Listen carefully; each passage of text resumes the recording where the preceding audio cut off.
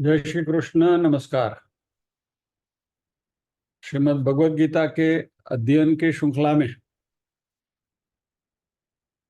9वें अध्याय राज विद्या राजगुह्य योग के आज के सत्र में सभी स्वाध्यायियों का स्वागत एवं अभिवादन। ओमकार के नाद के साथ प्रार्थना करेंगे।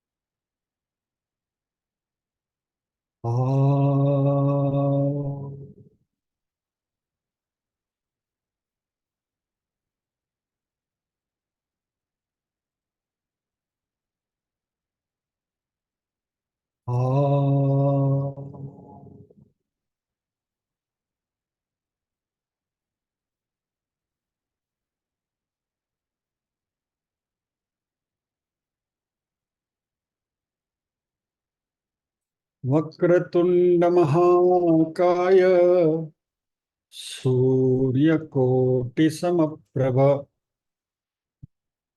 निर्विघ्नं कुरु मे देव सर्वकार्येषु सर्वदा।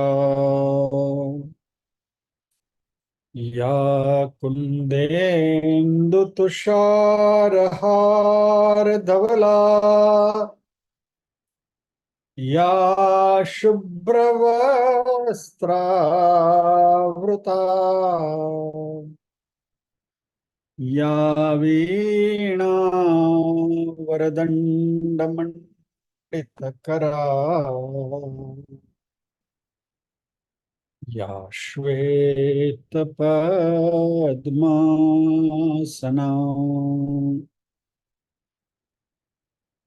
या ब्रह्माच्युतशङ्कर प्रभृतिभिर् देवैः सदा वन्दिता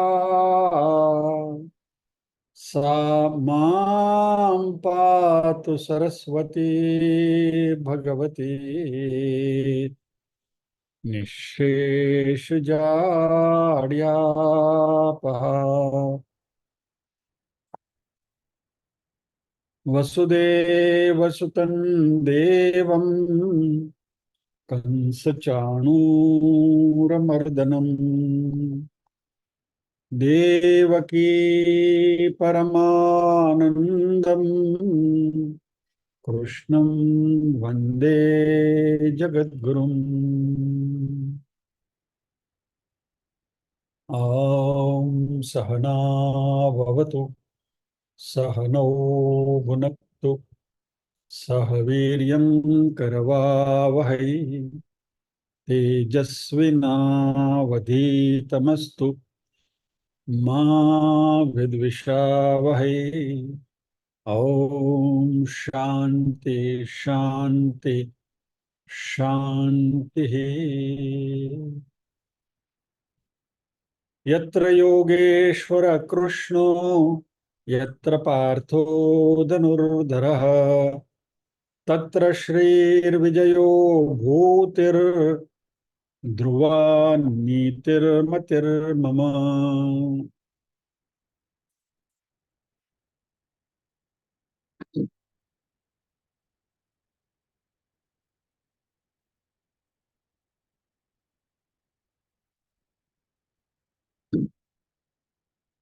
ॐ श्री परमात्मने नमः।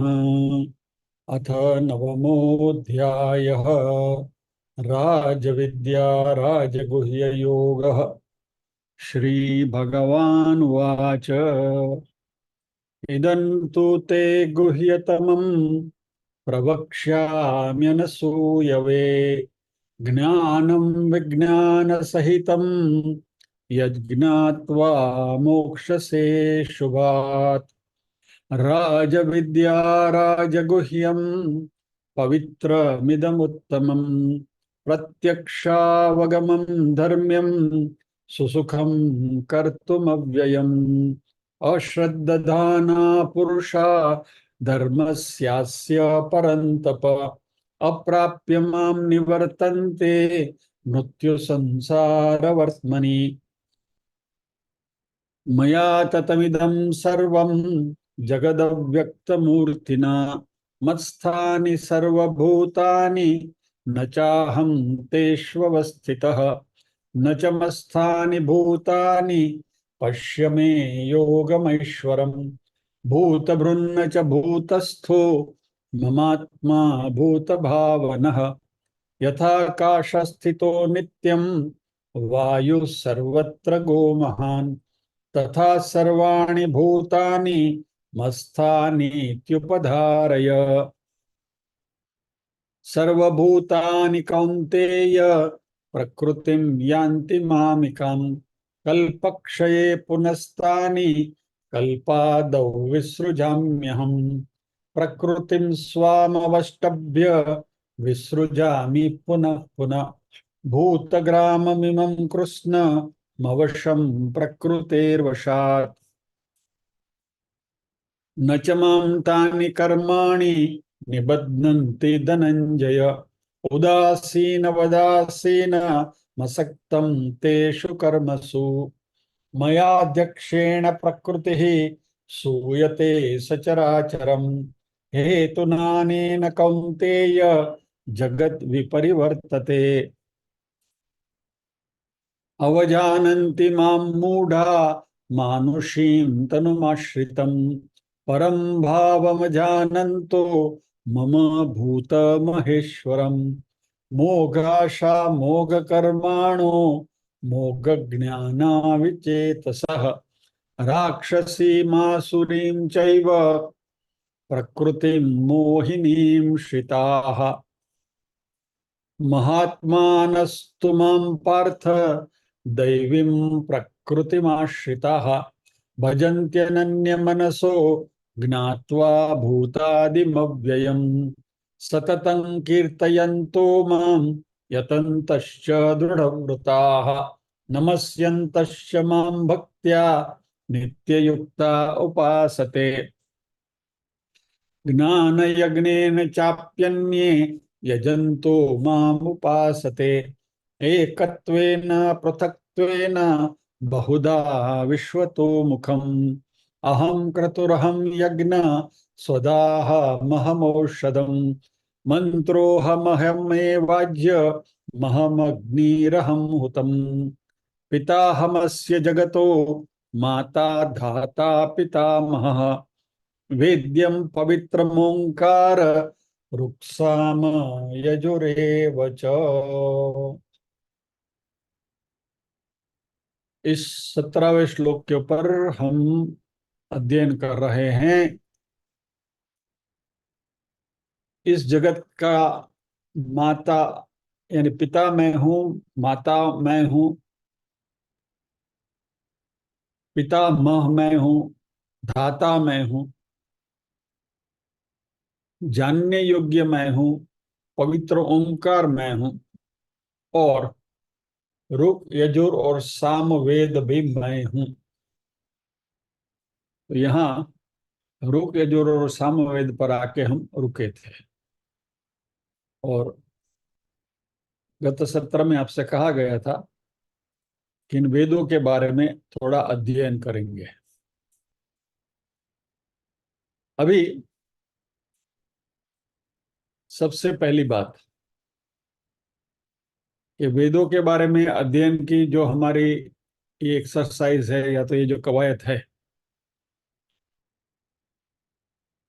वह it is FYI only, for your information only. यानी इसमें से न तो मुझे कुछ याद है और न तो आपको कुछ याद रहने वाला है। सो इसलिए कृपा करके इसमें से कुछ भी याद रखने की जद्दोजहद में पड़ना मत। जो हमारी रीटा बेन वगैरह जो लिख रहे हैं, उनसे भी निवेदन है कि लिखने की भी तस्दी न ले। This is only for information, FYI, only for your information only. यानी वेद क्या है, कौन कौन से वेद में क्या क्या है, उसका मात्र विहंगावलोकन हम करने वाले हैं, सो दैट हम सनातनी संस्कृति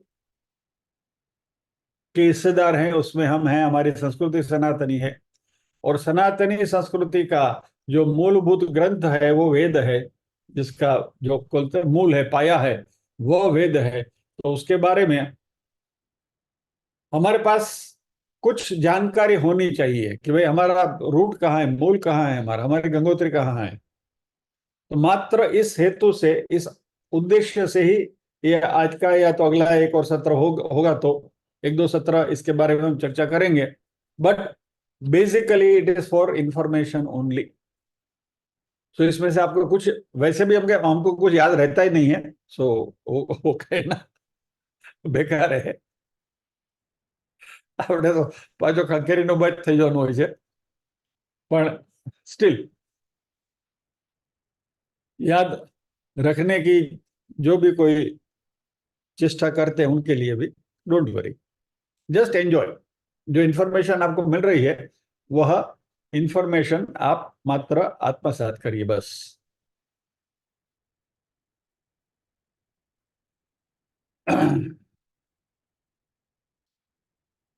ओके, स्ट्रेट अवे मैं डिस्प्ले में जाता हूँ, उसके सहारे में आपको सब कुछ बता रहा हूँ।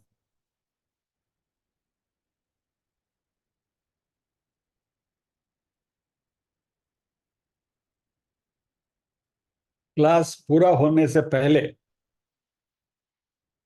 अभी से कह देता हूं कि कृपा करके इसकी कॉपी मांगिएगा मत। તમારી પાસે છે તમને મોકલાવી દેજો ને અમને કામ લાગશે, તમને કામ લાગવાનું નથી, नंबर 1। और फिर भी यदि आपको चाहिए तो you have to qualify for it, आपको उसका अधिकारी बनना पड़ेगा। और वो अधिकारी तभी बन सकते हैं कि जब भी इस क्लास में आप 3 4 5 बार अपना वक्तव्य करेंगे, फिर बाद में सोचेंगे कि आपको देना चाहिए कि नहीं। ठीक है, कहने का तात्पर्य यह है कि आपको कहीं क्लास लेना है, आपको किसी को कुछ सिखाना है, समझाना है, तो ये काम की चीज है। बाकी खाली खाली सब इकट्ठा करने की चेष्टा मत करिए। ओके, तो चलिए। वेद शब्द का अर्थ, संस्कृत की धातु विद क्रियापद से ये वेद शब्द आया है। वेद का पहला अर्थ है जानना, जानना यानी कि ज्ञान। मैं literally am reading through this, जहां जहां एक्सप्लेनेशन की कुछ जरूरत पड़ेगी तो मैं आपको बताऊंगा, लेकिन आपके सामने ही है और मैं भी इसी में से पढ़ रहा हूं। जानना यानी कि क्या जानना है, इसमें हमें आत्मा के बारे में, परमात्मा, ब्रह्म, परब्रह्म, परब्रह्म आदि तत्वों का ज्ञान होता है। इससे हमारा मुक्ति का मार्ग, मोक्ष का मार्ग, हमें उसका उसके बारे में ज्ञान होता है। साधना कैसे की जाए उसके बारे में वेद हमें बताते हैं। इहलौकिक यानी कि इस संसार के, और पारलौकिक संसार के पार के सभी प्रकार का ज्ञान प्राप्त हो, यह है वेद। यानी वेद में से सब कुछ मिलता है हमें। ऐसा कहा जाता है कि जो वेद में नहीं वो कहीं नहीं है, और क्योंकि भगवत गीता वेद और उपनिषदों का निचोड़ है, इसलिए भगवत गीता में नहीं है वो कहीं नहीं, ऐसा कहा जाता है। वेद का दूसरा अर्थ है होना, टू बी, विद्यमान। यानी संसार में, ब्रह्मांड में जो भी वस्तुएं हैं उनको अपने सही रूप में हमारे सामने रखा जाता है, समझाया जाता है, वह वेद में इंगित है। तीसरा है चिंतन करना, मनोमंथन करना, to think and to analyse. यानी आत्मा, परमात्मा, मुक्ति, साधना, इन सारे विषयों के ऊपर हम चिंतन करते हैं, मनोमंथन करते हैं, और ये चिंतन और मनोमंथन करने के लिए जो मसाला हमें मिलता है वो वेदों में से मिलता है। वेद का चौथा अर्थ है पाना या तो प्राप्त करना, टू अक्वायर। इस शास्त्र में से हम ब्रह्म का, परब्रह्म का सही सही मायने में उसके बारे में हमें इंफॉर्मेशन या तो ज्ञान प्राप्त हो सकता है, और वो शास्त्र है वेद। वेद नित्य है, इटर्नल है और अपरुषेय है। इसके ऊपर किसी की सिग्नेचर नहीं है। नित्य यानी सनातन, सनातन यानी इटर्नल, पहले भी था, अभी भी है, फ्यूचर में भी रहने वाला है, तीनों काल में जो है वो सत्य। यानी हमारी जो तत्वबोध में जो सत्य की हमारी डेफिनेशन थी, सत्यम, बरोबर, त्रिकाले तिष्ठति यत्, तीनों काल में जो विद्यमान है वह वेद है, भूत में, वर्तमान में, भविष्य में। क्योंकि ये स्वयं परब्रह्म परमात्मा की दिव्य वाणी है, इसका कोई ऑथर नहीं है, इसलिए इसको अपौरुषेय कहा गया है। It is not authored bye anybody. अच्छा, मनुष्यों को वेदों का ज्ञान प्राप्त कैसे हुआ? हजारों वर्ष पूर्व हमारे ऋषि मुनियों की साधना के फलस्वरूप भगवान की कृपा से इन वेद मंत्रों के दर्शन हुए, साक्षात्कार हुआ। यानी हमारे जो ऋषि मुनि साधना करते थे, ध्यान में बैठते थे, तभी वेदों के ये मंत्र उनको दिखाई दिए, सुनाई दिए नहीं। यानी दिखाई भी कैसे दिए? ये चर्म चक्षु से नहीं, अंतर चक्षु से, ज्ञान चक्षु से। तो इसलिए कहा जाता है कि ऋषयस्तु मंत्र दृष्टारः न तु मंत्र कर्तारः। यानी कि ऋषियों ने मंत्र बनाए नहीं है, they are not the authors, ये मंत्रों के दृष्टा है। यानी कि ये मंत्रों का साक्षात्कार हुआ है। और उसका एक उदाहरण विश्वामित्र ऋषि का है, गायत्री मंत्र का उनको साक्षात्कार हुआ था।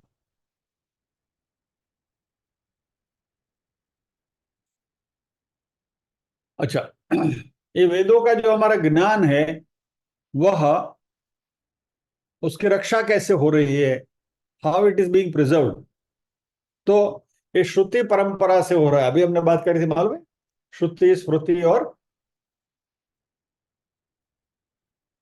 किसी को याद है? श्रुति प्रस्थान, स्मृति प्रस्थान और ओवर ओवर, त्रिनेत्री, अनम्यूट करो। न्याय प्रस्थान।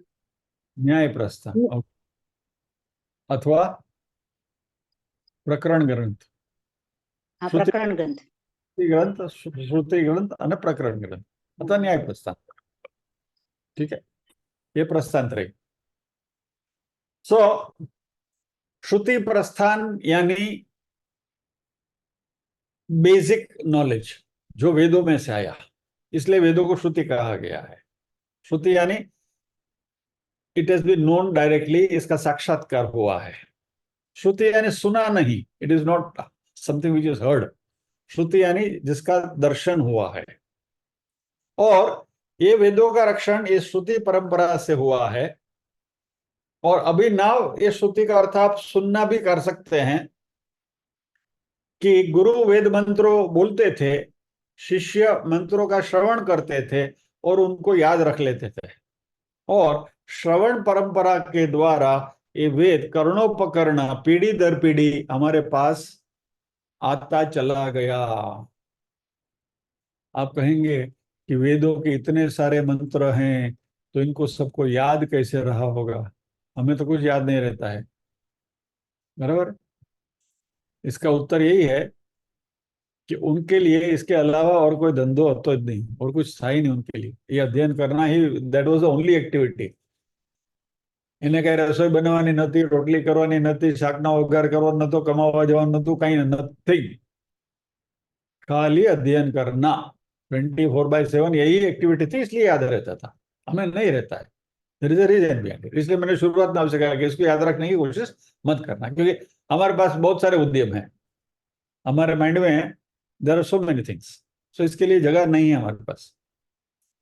सो गुरु वेदों के मंत्र बोलते थे, शिष्य उसका श्रवण करते थे, याद रख लेते थे, और श्रवण परंपरा के द्वारा वेदों का ज्ञान उत्तर उत्तर आगे बढ़ता गया। अभी भी हमारा जो शास्त्रीय संगीत है ना, वोकल, क्लासिकल वोकल, वो भी श्रुति परंपरा से ही चलता है। यानी गुरु शिष्य को सिखाते हैं, और शिष्य फिर अपने शिष्य को सिखाते हैं, और इस तरीके से क्लासिकल जो रचनाएं हैं, बंदिशें हैं, वो पीढ़ी दर पीढ़ी आगे बढ़ती रहती हैं। आज हमारे पास 500 700 1000 वर्षों पुरानी बंदिशें अभी भी क्लासिकल म्यूजिक में गाई जाती है। ये this is also one kind of Shruti परंपरा, यानी जहां गुरु शिष्य परंपरा है। प्राचीन गुरुकुल आश्रमों में छोटे छोटे छात्र बाल्यावस्था से ही विविध प्रकार के वेद पाठ करते थे। परिणाम स्वरूप वेद का एक शब्द, एक वर्ण या तो एक स्वर भी इधर उधर नहीं हुआ है। यानी वेद जैसे थे वैसे के वैसे आज भी हमारे पास उपलब्ध हैं, विदाउट एनी एबरेशन।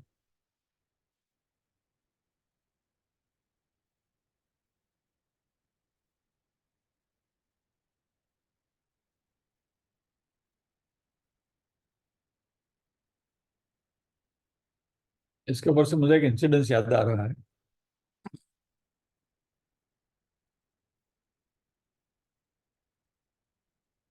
बाइबल, ये बहुत प्रचलित बात है, उसके बारे में इंटरनेट पे भी आपको सर्च करोगे तो मिल जाएगा। बाइबल की शुरुआत में हस्तलिखित कॉपियां बनती थी, जब ये प्रिंटिंग नहीं हुआ था तभी। तो वहाँ के जो चर्च के जो एक पर्टिकुलर कोषागार रहता था, ग्रंथागार, तो वहाँ जाकर जो भी ये सारे स्टूडेंट्स होते थे, वह वहाँ जाकर बाइबल की एक कॉपी लेते थे और उसमें से वापस एक कॉपी करके दूसरी कॉपी बनाते थे। तो ऐसा बहुत समय तक चला। फिर किसी ने कहा कि भाई जरा जाके चेक तो करो कि जो कॉपी हो रही सही हो रही है कि नहीं।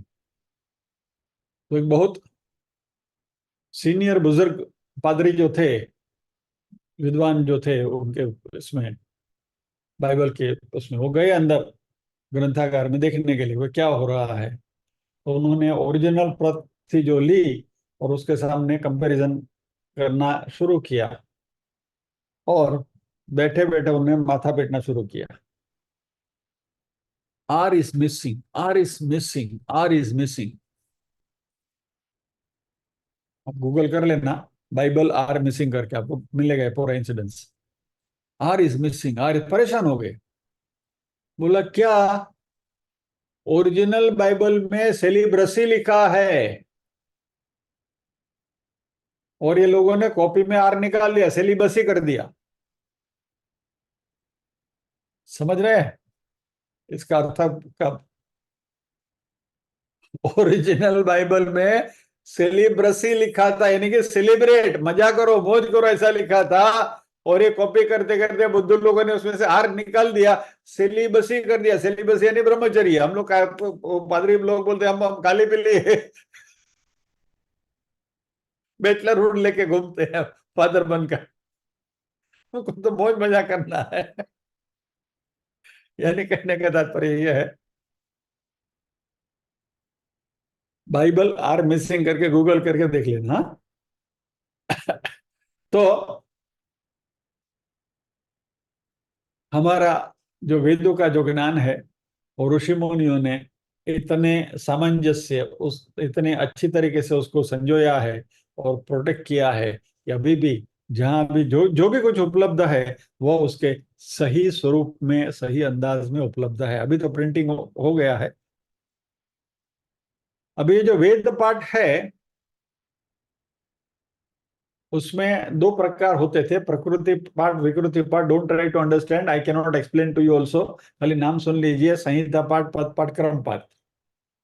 संहिता पाठ यानी कि मंत्रों का पठन, पद पाठ यानी कि वो छंद छंद छंद से उसका पठन, और क्रम पाठ यानी सिक्वेंशियली उसका उसको याद रखना। આપણે જેને આપણે કહીએ ને ગોખવું, એ ગોખણ પટ્ટી। विकृति पाठ में अलग अलग प्रकार के पाठ होते थे। जटा, माला, शिखा, रेखा, ध्वजो, दंडो, रथो, घन, यानी जटा पाठ, माला पाठ, शिखा पाठ, रेखा पाठ, ध्वज पाठ, दंड पाठ, रथ पाठ, घन पाठ वगैरह 8 प्रकार के विकृति पाठ है वो। यानी कि वेद के मंत्रों का उच्चारण करने की, उसका पठन करने की अलग अलग 8 प्रकार की विधियां हैं। और ये वेद का जो पठन है वो सुरीले तरीके में किया जाता था। सस्वर वेद पाठ होता था। 3 स्वर है संस्कृत भाषा में, उदात, अनुदात और स्वरित। उदात यानी 1 सिलेबस, अनुदात यानी डबल, स्वरित यानी 3। यानी मैं उदात में ओम बोलूं तो भी ओम, ये उदात हुआ। अनुदात में मैं ओम बोलूं 2 मात्रा की ओम, और स्वरित में बोलूंगा 3 मात्रा की ओम। 1 1 2 1 2 3, तो उदात, अनुदात, स्वरित। और फिर वो हाथ की मुद्रा भी होते थे। विनायक भाई एक बात है, देखो विनायक भाई बोले, अब आवड़े तमने तो बोलो बोलो, क्या संभળાવો, सुनाइए सुनाइए, अनम्यूट करिए। स्वस्ति पाठ करेंगे ना। करो करो, हाथनी मुद्रा स्वस्ति साथ करो। स्वस्ति न इंद्रो वृद्धश्रवाः स्वस्ति नः पूषा विश्ववेदाः स्वस्ति स्वस्ति न रक्षो अरिष्टनेमिः स्वस्ति नो। नो बृहस्पतिर्दधातु।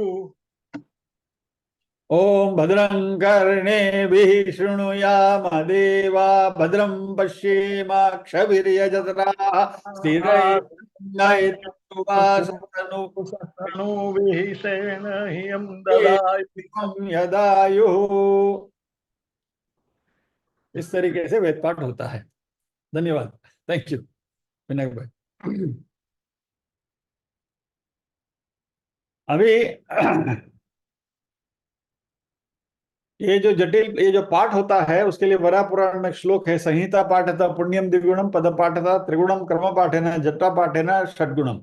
यानी संहिता पाठ से पुण्य मिलता है, पद पाठ करने से 2 गुना पुण्य मिलता है, क्रम पाठ करने से 3 गुना पुण्य मिलता है, और जटा पाठ करेंगे तो 6 गुना पुण्य मिलता है। एक्चुअली जटा पाठ में क्या है कि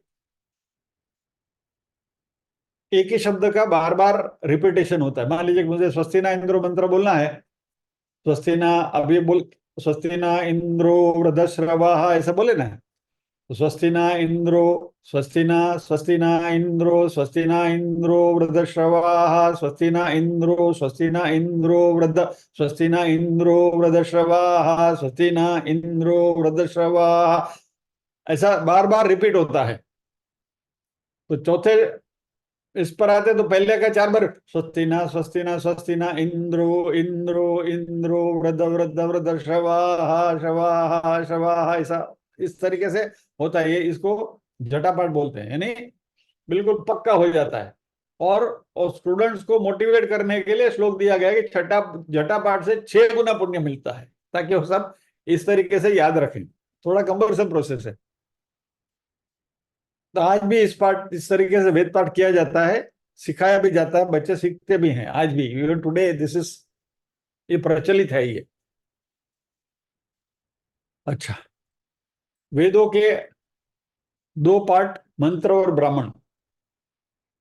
मंत्र यानी मंत्रों का संचय, समुदाय, जिसे संहिता भी कहते हैं, संहिता मंत्र समुदाय। और वेद के 4 विभाग हैं जो हमने पहले देखे थे, आज दोबारा देख लीजिए। संहिता, ब्राह्मण, आरण्यक और उपनिषद। संहिता में मंत्र हैं, मंत्रों का संग्रह है।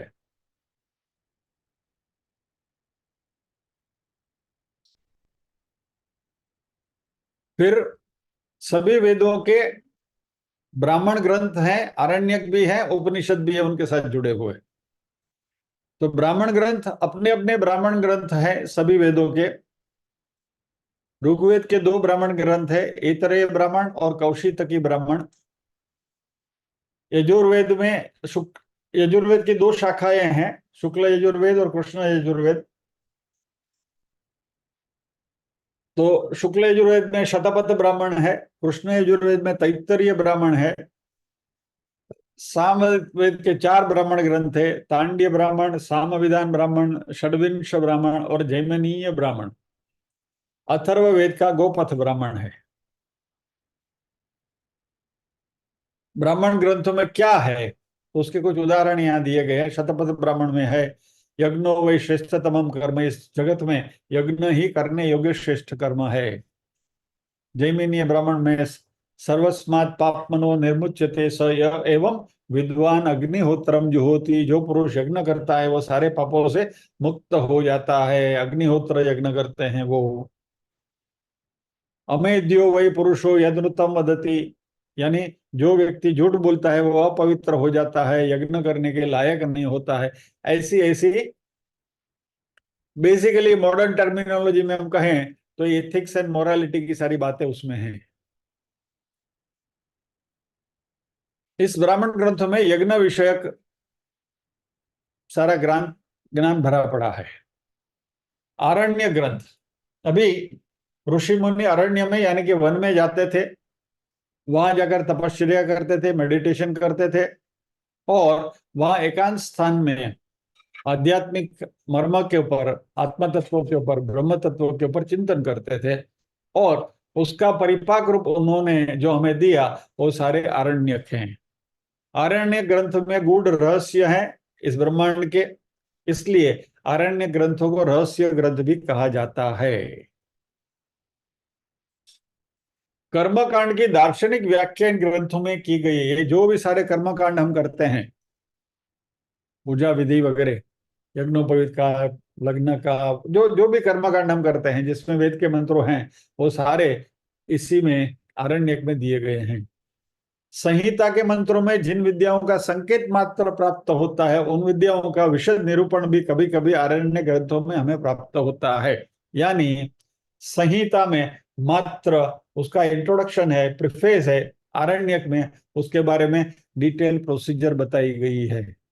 यानी विमान कैसे बनाना उसके मंत्र मान लीजिए, संहिता में कहीं उसका उल्लेख है तो आरण्यक में उसके बारे में पूरी प्रोसीजर बताई गई है। ऋग्वेद के आरण्य ग्रंथ है ऐतरेय आरण्यक, कौशितकी आरण्यक। शुक्ल यजुर्वेद का आरण्य ग्रंथ है बृहदारण्यक। कृष्ण यजुर्वेद के आरण्य ग्रंथ है तैत्तरीय आरण्यक, मैत्रायणी आरण्यक। सामवेद के आरण्य ग्रंथ है जैमिनी आरण्यक, छांदोग्य आरण्यक। और अथर्ववेद का कोई आरण्य ग्रंथ उपलब्ध नहीं है।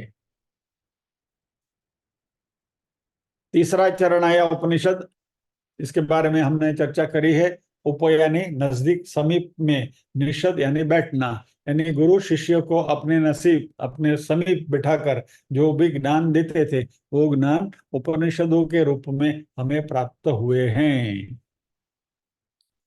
उपनिषद में ब्रह्म विद्या का निरूपण है, ब्रह्म ज्ञान, मुक्ति मीमांसा यानी कि मुक्ति कैसे मिले, मोक्ष कैसे मिले, सृष्टि क्या है, ब्रह्मांड क्या है, साधना कैसे की जाए, गुरु शिष्य का संबंध, गुरु और शिष्य के लक्षण, गुरु के लक्षण, शिष्य के लक्षण, इन सभी बातों का भी इसमें निरूपण है। उपनिषदों का दूसरा नाम है वेदांत, अर्थात सभी वेदों का सार इन उपनिषदों में है।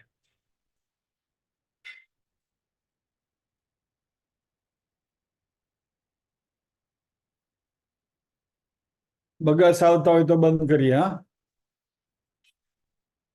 If you are feeling tired, नींद आ रही है, झोंका आवे छे, बगस आवे छे, लंबाई आ रही है तो बंद करे। नहीं, अच्छा, થોડું ઘણું જે કાને પડે કાન પવિત્ર થશે, બરાબર। Thank you Kaushikbhai, Jayeshbhai. उपनिषद प्राप्ति ब्रह्म विद्या अनया इति उपनिषद, जिसके द्वारा ब्रह्म विद्या की प्राप्ति की जाती है वो उपनिषद हैं। वैसे तो बहुत सारे उपनिषद हैं लेकिन मुख्य उपनिषद 10 हैं। मांडुक्य उपनिषद ने शुरू किया तभी इन 10 का हमने जिक्र किया था। ऋग्वेद का उपनिषद है ऐतरेय उपनिषद। शुक्ल यजुर्वेद के 2 उपनिषद हैं, ईशावास्य उपनिषद और बृहदारण्यक उपनिषद। कृष्ण यजुर्वेद के 2 उपनिषद हैं, तैत्तरीय उपनिषद और कठोपनिषद। सामवेद के उपनिषद हैं, छांदोग्य उपनिषद और केनोपनिषद। अथर्ववेद के 3 उपनिषद है, मुंडक उपनिषद, मांडुक्य उपनिषद और प्रश्नोपनिषद। उसमें से हमने मांडुक्य उपनिषद अथर्ववेद का एक उपनिषद के बारे में हमने अध्ययन किया है, बाकी के 9 बाकी है। इनमें मांडुक्य सबसे छोटा 12 मंत्रों का और बृहदारण्यक बहुत बड़ा उपनिषद है। तो ईशकेन कट प्रश्न मुंड मांडुक्यम तित्तरी इतरयम च छांदोग्यम बृहदारण्यकम 10, ये 10 उपनिषद जो अभी अवेलेबल हैं, मुख्य उपनिषद हैं। ये मुख्य इसलिए कहे जाते हैं कि इनके ये 10 उपनिषदों के ऊपर शंकराचार्य जी ने कमेंट्री लिखी है। शंकराचार्य जी का भाष्य ये 10 उपनिषदों के ऊपर उपलब्ध हैं, इसलिए इन 10 उपनिषद को मुख्य माना गया है। वैसे आज की तारीख में अवेलेबल उपनिषद कुछ 108 की संख्या में है। 108 उपनिषद आर अवेलेबल, छोटे मोटे सब मिलाकर।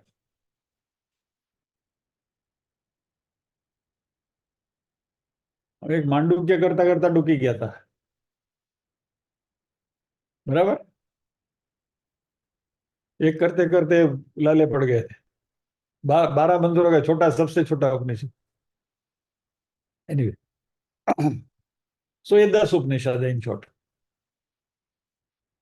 उपनिषदों के ग्रंथों के ज्ञान का कुछ उदाहरण श्वेताश्वतर उपनिषद में है। कुतस्म जाता जीवाम केन क्वच संप्रतिष्ठा अधिष्ठाता केन सुखे तरेषु वर्तामहे। अर्थ है, कुछ ब्रह्म जिज्ञासु ऋषिगण एकत्र होकर चिंतन करते हैं, हम कहाँ से आए हैं, हमारा जन्म कहाँ से हुआ, सृष्टि का जन्म कहाँ से कैसे हुआ, हमारा जीवन का आधार कौन है, हम सब और सृष्टि किस आधार पर टिके हैं, हम किसके आधिपत्य में सुख से जीवन यापन कर रहे हैं, इस सारे विषयों के ऊपर चिंतन करते हैं। बृहदारण्यक उपनिषद का बहुत फेमस वाक्य है, आत्मा वा अरे द्रष्टव्य श्रोतव्य मंतव्यो निधि ध्यासितव्य। यानी ट्रांसलेशन में भगवान के विषय में बात सुननी चाहिए ऐसा लिखा है, एक्चुअली आत्मा के बारे में है। आत्मा तत्व को देखना है, उसके बारे में सुनना है, उसके ऊपर मनन करना है और उसी के ऊपर निधि ध्यासन भी करना चाहिए।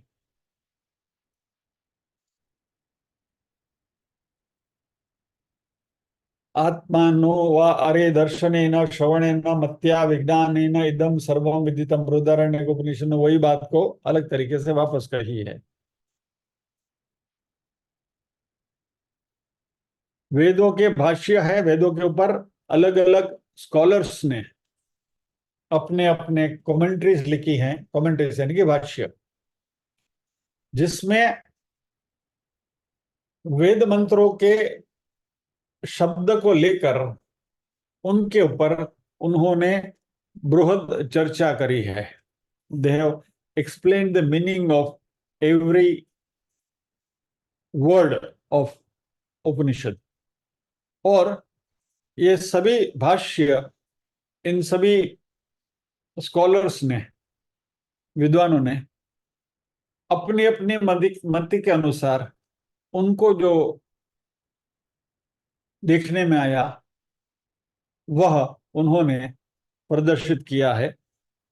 वेदों के ऊपर लिखे गए भाष्यों में से कुछ विद्वानों ने अमुक वेदों के कुछ अंश पर भाष्य लिखे हैं, कुछ विद्वानों ने पूरे वेद पर भी भाष्य लिखे हैं, कुछ विद्वान ऐसे हैं कि जिन्होंने 3 या 4 वेद पर भाष्य लिखे हैं। यानी सभी विद्वानों ने सभी वेदों के ऊपर भाष्य लिखे हैं ऐसा नहीं है।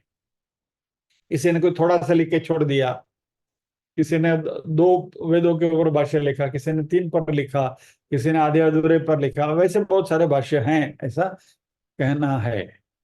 अभी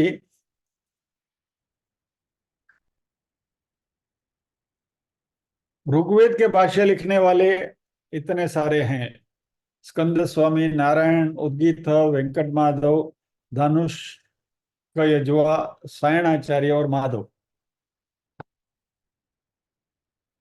इनमें से किसी ने पूरे ऋग्वेद के ऊपर भाष्य लिखा है, किसी ने आधे अधूरे ऋग्वेद के ऊपर भाष्य लिखा है। ये सारे नाम में से एक नाम आपको कॉमन मिलेगा चारों वेदों में, वो है सायणाचार्य। उन्होंने चारों वेदों के ऊपर कंप्लीट पूरे पूरे भाष्य लिखे हैं, is the only person. Dhanush के यजमान ने 3 वेदों के ऊपर भाष्य लिखे हैं। यजुर्वेद के भाष्य लिखने वाले हैं भवस्वामी, भट्टभास्कर, आनंद बोध, अनंताचार्य, धनुष के यजवा सायणाचार्य, हलायुध, उवट और महीधर। सामवेद के भाष्य लिखे हैं माधव, भरत स्वामी, गुण विष्णु, धनुष के यजवा और सायणाचार्य। इनके भाष्य सामवेद के ऊपर हैं। और अथर्ववेद के ऊपर मात्र सायणाचार्य ने ही भाष्य लिखा है। यानी सायण एक नाम याद रखने योग्य है कि सायणाचार्य ने चारों वेदों के ऊपर भाष्य लिखे हैं। तो उनकी बुद्धि प्रतिभा के ऊपर आप सोचिए कि किस लेवल की उनकी इंटेलेक्ट होगी।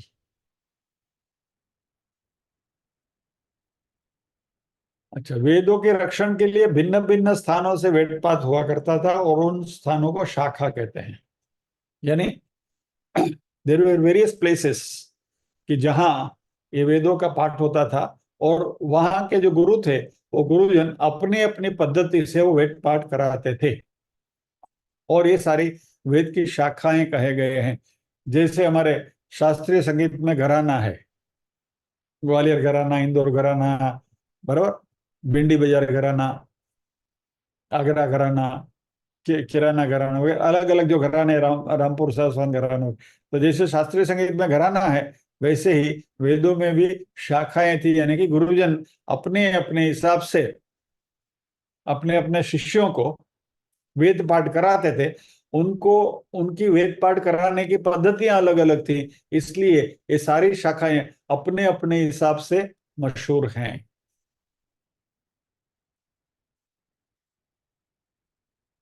ऋग्वेद की 15 शाखाएं थी। शौनक मुनि के अनुसार इनमें से 5 शाखाएं मुख्य थी, शाकल, बाष्कल, आश्वलायन, शंखायन और मांडुकायन। और इन 5 शाखाओं में से वर्तमान समय में हमें केवल शाकल शाखा के पूर्णतः ऋग्वेद और बाष्कल के कुछ अंश हमें प्राप्त हुए हैं। बाकी का सब बाष्पीभवन हो गया।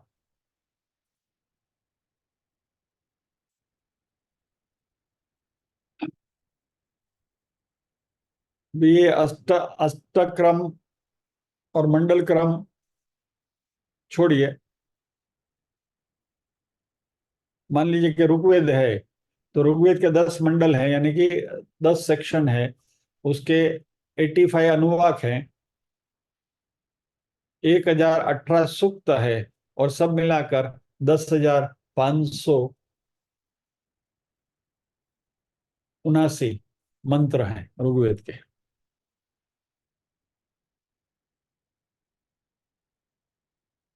अभी अभी जो स्वस्ति पाठ किया हमने और ऋग्वेद से आया है, स्वस्ति न इंद्रो वृद्धश्रवाः। ठीक है।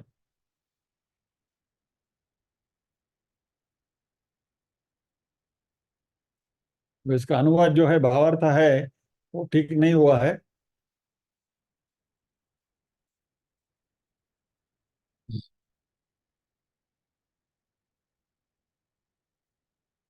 इसमें स्वस्ति 4 बार कहा गया है। स्वस्ति न इंद्रो वृद्धश्रवाः, स्वस्ति न पूषा विश्ववेदाः, स्वस्ति नस्तार्क्ष्यो अरिष्टनेमिः, स्वस्ति नस्तारक्षो अरिष्टनेमिः, स्वस्ति नो बृहस्पतिर्दधातु। इसमें एक्चुअली स्वस्ति यानी कि हमारा प्रोटेक्शन करे, ऐसा भाव है। स्वस्ति न यानी नह यानी हमारा, इंद्र यानी कि इंद्र, वृद्धश्रवाः इंद्र हमारा प्रोटेक्शन करे। फिर पूषण करके एक देवता पहले थे, अभी वो पूषण नाम के देवता इतने पॉपुलर नहीं है हमारे देवी देवता। पूषण बेसिकली सूर्य का ही एक अंश कहा गया था। फिर स्वस्ति नस्त स्वस्ति न तार्क्ष्यो अरिष्टनेमि, तार्क्ष्यो यानी गरुड़, अरिष्टनेमि ही स्वस्ति नो बृहस्पति ददातु, हमें बृहस्पति भी हमारा रक्षण करे। यानी अलग अलग देवताओं से हमारे कल्याण की कामना की गई है। इसमें पहली बार शरीर के विषय में कल्याण चाहा है, तंदुरुस्त और निरोगी रहें। दूसरी बार हमारे इंद्रियों के विषय में कहा गया है, इंद्रियां निश्चल रहे, स्थिर रहे, पवित्र रहे। तीसरी बार हमारे मन के विषय में कहा गया है, मन निश्चल रहे, स्थिर शांत रहे। चौथी बार हमारे आत्मा के विषय में कल्याण कहा गया है, हमारी आत्मा को कल्याण हो। ये लिटरल ट्रांसलेशन नहीं है।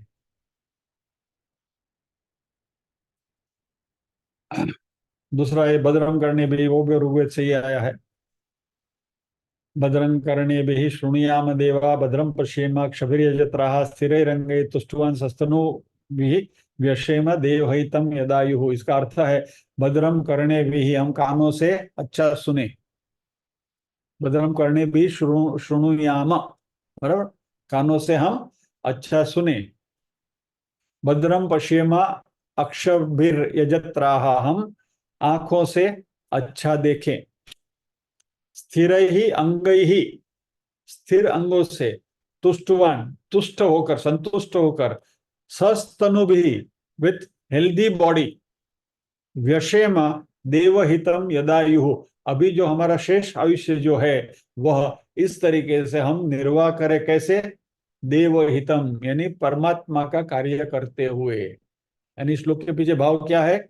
हम कानों से अच्छा सुने, हम आंखों से अच्छा देखें, स्थिर स्वस्थ अंगों से, तंदुरुस्त अंगों से हमारा जो भी बाकी का जीवन है वह देव की सेवा में व्यतीत करें। व्यशेम देवहितम यद आयु, इसका अर्थ है।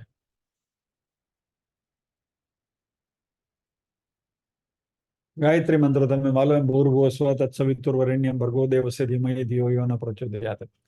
एक्चुअली हमारे 14 लोक हैं, इसमें से 3 का उन्होंने जिक्र किया है इसमें, भूर्भुवः और स्वः, बराबर, पृथ्वीलोक, अंतरिक्ष और पितृलोक, ये तीनों लोगों की बात करी है। स्वः यानी स्वर्गलोक। तत्सवितुर्वरेण्यम, तत्सवितुः वरेण्यम भर्गो, सवितुः यानी सूर्य, वरेण्यम यानी ओरा, वरेण्यम यानी भर्ग यानी ओरा, वरेण्यम यानी अरे लिटल मीनिंग है चुनने लायक, बट नॉट एग्जैक्टली चुनने लायक, डिजायरेबल इस अर्थ में लिया गया है। यानी कि एफ्लुगेंस जिसको हम बोलते हैं, ऐसी सूर्य भगवान की जो ओरा है वह देव का, देवस्य धीमहि, उसका हम ध्यान करते हैं।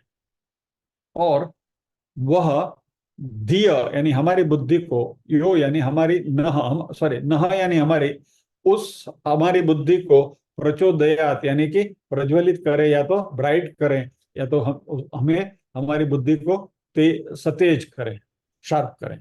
ये गायत्री मंत्र के पीछे का अर्थ है।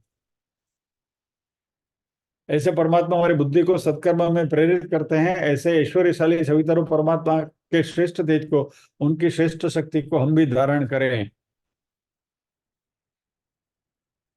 ट्रांसलेशन सब गलत है। ऋग्वेद में भिन्न भिन्न सूक्तों में भिन्न भिन्न देवताओं की स्तुति करी गई है। अग्नि सूक्त में अग्नि देव की, वायु सूक्त में वायु सूक्त की, इंद्र सूक्त है, पुरुष सूक्त है, अश्विनी कुमार सूक्त है, वगैरह कई सूक्त है, श्री सूक्तम भी है, बराबर। सूक्त यानी उनके बारे में, उनकी प्रशंसा के ऊपर लिखे गए मंत्र।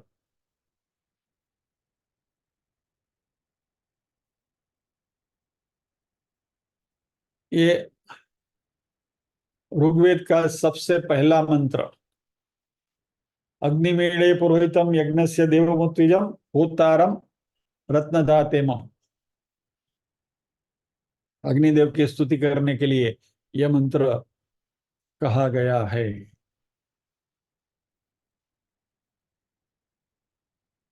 अभी मुझे नाम याद नहीं आ रहा है। हाँ, मैक्स मुलर। जब ये ग्रामोफोन की पहली रिकॉर्ड बनी, थॉमस अल्वा एडिसन ने जब ये ग्रामोफोन का आविष्कार किया, और रिकॉर्डिंग की टेक्नोलॉजी जब उन्होंने विकसित करी, और जब पहली रिकॉर्ड बनी, सबसे पहली रिकॉर्ड बनी, उसमें मैक्स मुलर को बुलवाया गया था। मैक्स मुलर जर्मन विद्वान है जिन्होंने हमारे शास्त्रों के ऊपर अध्ययन किया था, वेदों के ऊपर अध्ययन किया था। वो मैक्स मुलर को उन्होंने बुलाया था और हमारे ऋग्वेद का सबसे पहला जो मंत्र है अग्निमीळे पुरोहितम यज्ञस्य वगैरह, उसका रिकॉर्डिंग हुआ है। यानी this is also a matter of pride for us कि ग्रामोफोन का जब आविष्कार हुआ और थॉमस अल्वा एडिसन ने जब पहला रिकॉर्ड बनाया, first sentence which was recorded is this, और वो मैक्स मुलर की आवाज में रिकॉर्ड की गई थी। ऐसी माहिती इंटरनेट से हमें मिलती है। पुरुष सूक्त हमने देखा है, उसके बारे में चर्चा करी है। सहस्र शीर्ष पुरुष सहस्राक्ष सहस्रपात सबूमि विश्वतो वगैरह वगैरह। इसमें परमात्मा की अनंत शक्ति का निरूपण किया गया है।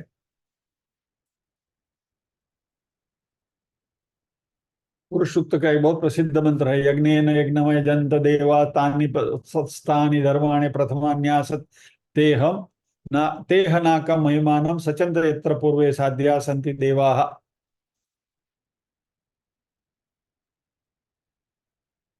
बराबर विनायक भाई? यज्ञेन यज्ञमय जंत देवास्तानि धर्माणि प्रथमान्यासन्तेह नाकं महिमानः सचंद्र यत्र पूर्वे साध्याः सन्ति देवाः।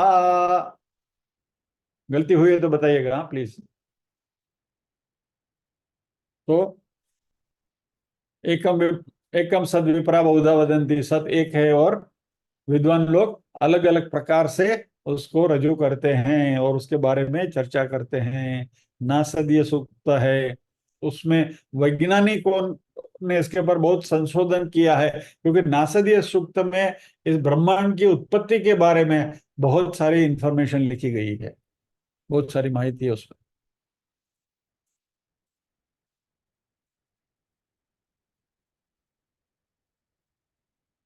कुछ वेदों के कुछ मंत्र उन्होंने दिए हैं। ऋग्वेद में नीतिमत्ता का ये मंत्र हम बार बार, आनो भद्राहा कृतो यंतु विश्व, तो विश्व की सभी दिशाओं से हमें अच्छे विचार प्राप्त हों।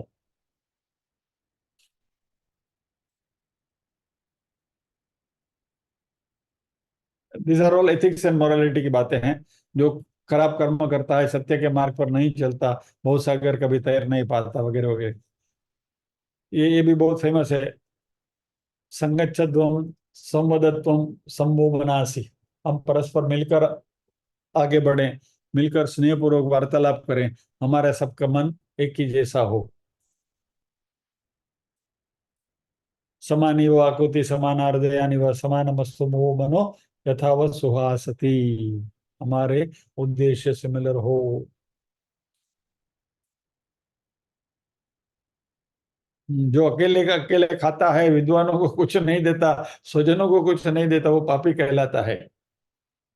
यानी कि जो मिले बांट कर खाना है।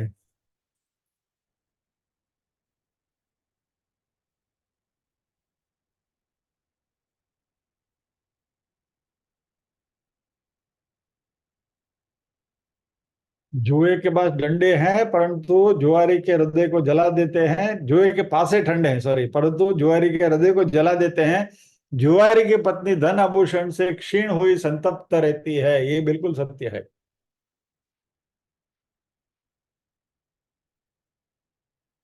इसलिए कभी जुआ मत खेलो। खेती करने से अनाज उत्पन्न होगा, उस अनाज के कारण समृद्धि भी प्राप्त होगी, तुम्हें मान सम्मान भी मिलेगा, गौएं भी खरीद पाओगे, पत्नी भी संतुष्ट रहेगी, प्रसन्न रहेगी, वगैरह वगैरह। ये बहुत अच्छा मंत्र है। न रुते शांतस्य सख्यायम देवाः, जब तक आप पुरुषार्थ करके थक न जाओ तब तक देवता भी आपके मित्र नहीं बनेंगे। इसलिए पुरुषार्थ करना अनिवार्य है।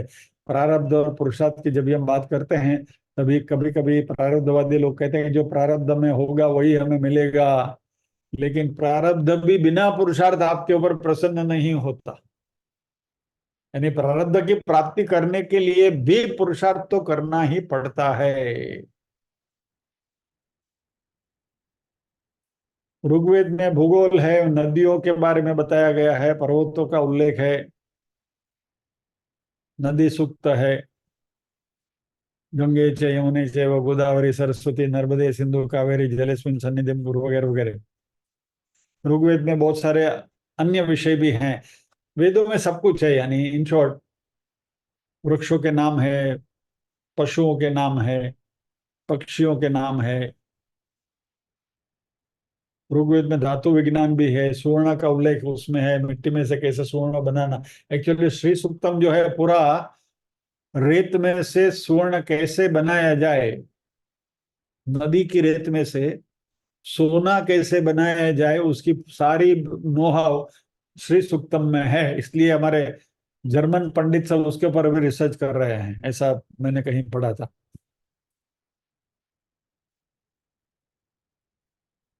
वर्णाश्रम धर्म राजनीति अर्थव्यवस्था अनेक विषयों के ऊपर ऋग्वेद निरूपण है। ऋग्वेद में धर्म की बात है, परमात्मा की महिमा का निरूपण है, सृष्टि की मीमांसा है, विज्ञान है, भूगोल है, नैतिक बातें हैं, पुरुषार्थ की बातें हैं, धर्म रक्षण की बातें हैं, भाई बहन के पवित्र संबंधों की बातें, जुआ नहीं खेलना चाहिए ऐसी बातें हैं, खेती करने की बातें हैं, वगैरह वगैरह। जय श्री कृष्ण। ये हुई ऋग्वेद के बारे में बात, बराबर। यानी हमने वेद क्या है उसके बारे में थोड़ा विहंगावलोकन किया, ऋग्वेद के बारे में विहंगावलोकन किया। अगले सत्र में हम यजुर्वेद, सामवेद और अथर्ववेद, ये तीनों वेदों में से भी क्या क्या खूबियां हैं उसके बारे में थोड़ी थोड़ी ऐसी जानकारी प्राप्त करेंगे। तो आज समय भी हो गया है, तो प्रार्थना करेंगे।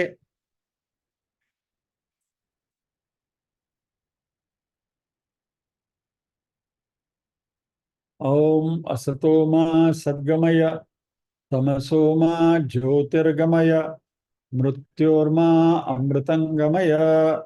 सर्वेषां स्वस्तिर्भवतु, सर्वेषां शान्तिर्भवतु, सर्वेषां मंगलं भवतु, सर्वेषां पूर्णं भवतु। लोका समस्ताः सुखिनो भवन्तु, लोका समस्ताः सुखिनो भवन्तु। नाहं कर्ता हरिः कर्ता, हरिः कर्ता हि केवलम्। ओम शांति शांति शांति। सभी के हृदय कल में विराजमान परम कृपालु परमात्मा को वंदन करते हुए आज के सत्र को विराम देते हैं। अगले शनिवार फिर मिलेंगे, बचे हुए तीन वेदों के बारे में कुछ जानकारी प्राप्त करेंगे। जय श्री कृष्ण।